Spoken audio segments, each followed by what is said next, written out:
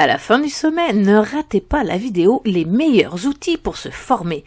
Dans cette vidéo, je vous donne clé en main la liste des meilleures formations, des meilleurs spécialistes et même des meilleurs livres du moment. Je vous donne aussi de nombreux sites web et pas mal d'outils à utiliser. Vous pourrez d'ailleurs télécharger cette liste au format PDF et profiter des réductions offertes par certains des participants. N'oubliez pas que vous aurez accès au replay de ce sommet gratuitement et en tout temps sur l'une de nos chaînes. Et enfin, pensez à nous suivre sur Twitter pour encore plus de contenu. Allez, bon sommet!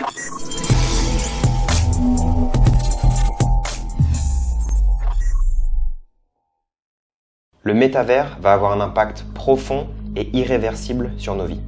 On approche à grands pas de ce moment où, juste en mettant des lunettes de réalité virtuelle, on pourra avoir accès à un monde parallèle magique, mais aussi peut-être tragique pour nos vies. Le métaverse, c'est le Web 3.0, la blockchain et la réalité virtuelle combinées ensemble.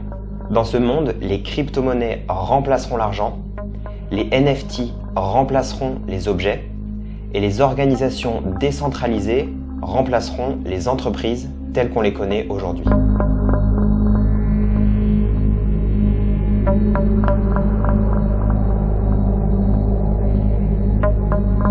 Bienvenue sur CoinStation, je m'appelle Léo et si tu l'as pas encore fait, tu peux t'abonner à mon compte Twitter et télécharger mon guide gratuit crypto.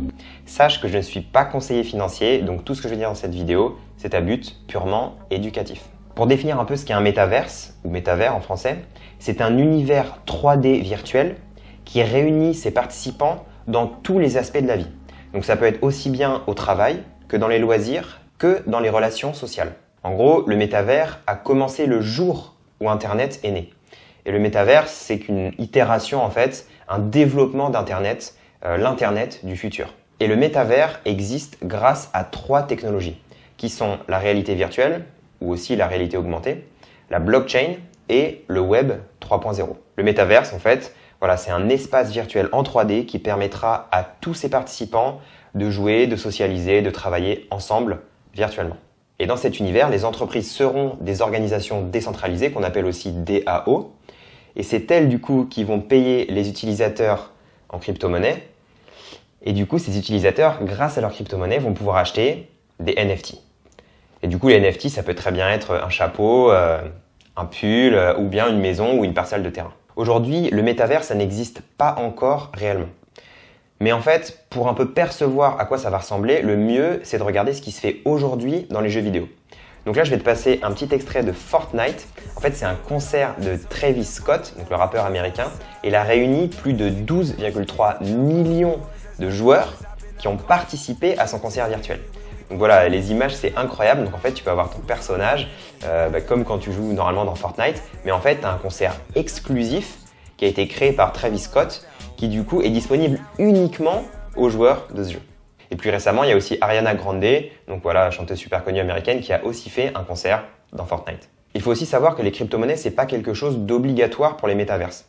On peut par exemple noter les Sims, c'est en quelque sorte un métaverse où on a un personnage et on peut avoir une vie, une sorte de double vie complètement indépendante de la nôtre.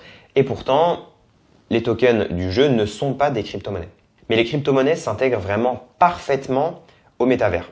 Et en fait, c'est un peu aussi une manière extrêmement sûre, grâce à la technologie blockchain, de pouvoir échanger les tokens du jeu avec de l'argent de la vie réelle. Et avec des portefeuilles crypto comme MetaMask, tu n'auras même pas enlevé ton casque de réalité virtuelle, tu pourras faire tes transactions directement dans le métavers. Et maintenant, un sujet super intéressant, qu'est-ce que ça donnera quand on travaillera dans un métavers ? Et pour ça, je vais te présenter le logiciel Mesh qui va s'intégrer dans Microsoft Teams. Donc, il y a un logiciel créé par Microsoft. Et là, en fait, dans cette petite vidéo, on voit un onboarding chez Accenture. Quand on arrivera le premier jour dans une entreprise, on pourra avoir sa semaine d'intégration complètement virtuelle. Après, voilà, moi, j'avoue que je préfère voir des gens en vrai que tout en virtuel et je me sentirais pas forcément à l'aise de faire uniquement des choses virtuelles. Mais en gros, quand tu étais avec ta chemise en caleçon en train de faire un meeting sur Zoom avec ton équipe pendant le Covid, c'était juste le début. Et maintenant, en fait, tu pourrais être, je sais pas moi, dans la campagne tout nu et avoir un avatar de toi en costard cravate hyper propre et faire un meeting avec un client et qu'il ait aucune idée de ta localisation et des habits que tu portes dans la vie réelle. Et tu peux déjà gagner de l'argent dans le métavers. Bon, on ne peut pas encore vraiment appeler ça un travail, mais avec des plateformes GameFi ou Play to Earn, tu peux, notamment avec Axie Infinity, gagner de l'argent, gagner des cryptos en jouant à un jeu vidéo.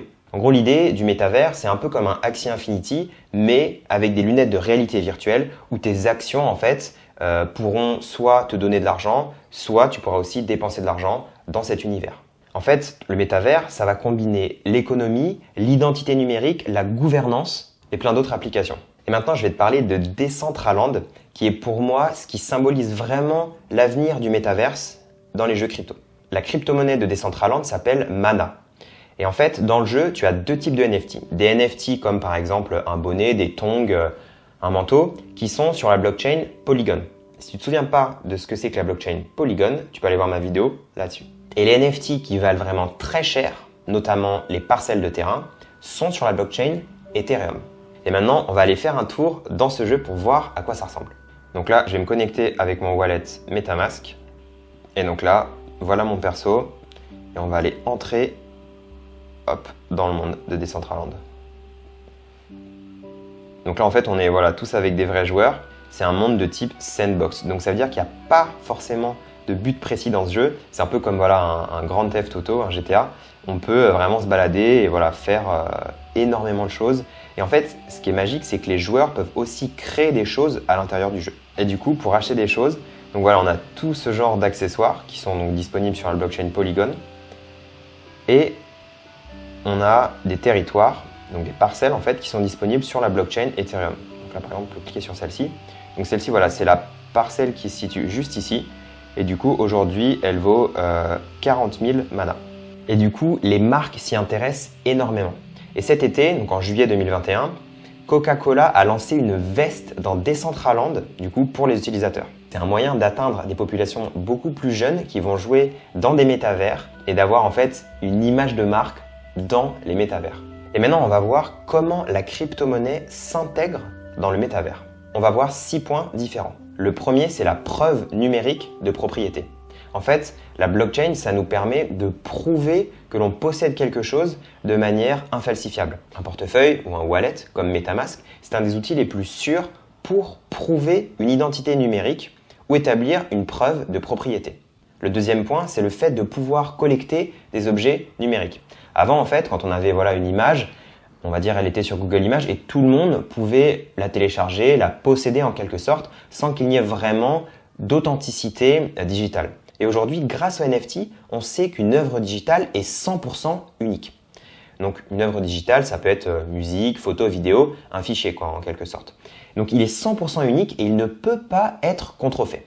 Donc c'est ça en fait la beauté de la blockchain, c'est que au lieu d'avoir des fichiers JPEG qui traînent dans tous les sens, aujourd'hui on sait qui a créé ce NFT et on sait qu'il est unique. Donc c'est ce qui nous permet de créer des objets digitaux qui ont beaucoup plus de valeur qu'avant. Le troisième point, c'est le transfert de valeur. Si les gens en fait passent énormément de temps dans le métavers, ils auront besoin d'un moyen vraiment sûr et super fiable de pouvoir échanger l'argent en fait qu'ils ont gagné dans le métavers pour acheter une baguette de pain ou faire leurs courses au supermarché. Et ça, du coup, les crypto-monnaies et la blockchain le permettent. Le quatrième point, c'est la gouvernance. Et grâce aux organisations décentralisées, tous les utilisateurs du métavers pourront, grâce au token de gouvernance, en fait, qui est une crypto, qui permet en fait de voter, choisir la direction que va prendre le métavers. Donc c'est ça en fait la beauté de la décentralisation, c'est qu'au lieu que dans un monde centralisé, il n'y ait qu'une seule personne ou un groupe de personnes qui décident pour tout ce qui va se passer, dans le métavers et grâce aux DAO, aux organisations décentralisées, tout le monde pourra avoir un droit de vote dans ce qui va se passer. Et le cinquième point, c'est l'accessibilité. Je vais prendre l'exemple des banques. Aujourd'hui, pour par exemple avoir un prêt, il faut avoir un CDI, avoir de l'argent de côté, pouvoir payer les frais de notaire, avoir une situation stable, c'est mieux d'être marié, etc., pas de CDD, il faut vraiment prouver beaucoup de choses pour pouvoir avoir un prêt ou même pour aussi pouvoir ouvrir un compte en banque tout simplement. Dans un métavers, ce ne sera pas la peine de prouver son identité. Je ne sais pas si tu as déjà utilisé MetaMask, mais en fait, quand tu utilises ce type de portefeuille, tu n'as rien à prouver, tu as juste à avoir une connexion Internet et absolument tout le monde, peu importe l'origine, peu importe l'orientation sexuelle, peu importe les idées politiques, peut avoir accès à un compte en banque en fait décentralisé. Car dans certains pays, si on est de telle ou telle origine ou de telle orientation sexuelle, ça peut être beaucoup plus compliqué d'avoir un prêt ou même d'avoir un travail. Le sixième point, c'est l'interopérabilité. La technologie blockchain améliore constamment l'interopérabilité entre les plateformes. Je vais citer 2 plateformes qui travaillent vachement sur l'interopérabilité. C'est Polkadot. Si tu ne sais pas trop ce que c'est Polkadot, tu peux aller voir ma vidéo ici. Et le deuxième, c'est Avalanche. Et j'ai également fait une vidéo sur Avalanche et tu peux la voir aussi ici.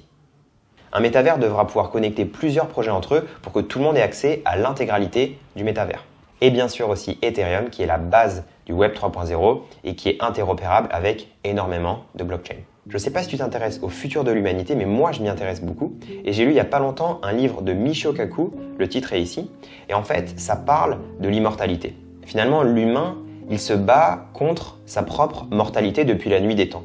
On essaye toujours de s'améliorer, d'avoir une meilleure qualité de vie, de pouvoir vivre plus longtemps dans de meilleures conditions. Et du coup, il y a certaines personnes qui pensent qu'on va devenir immortel dans quelques centaines, voire milliers d'années.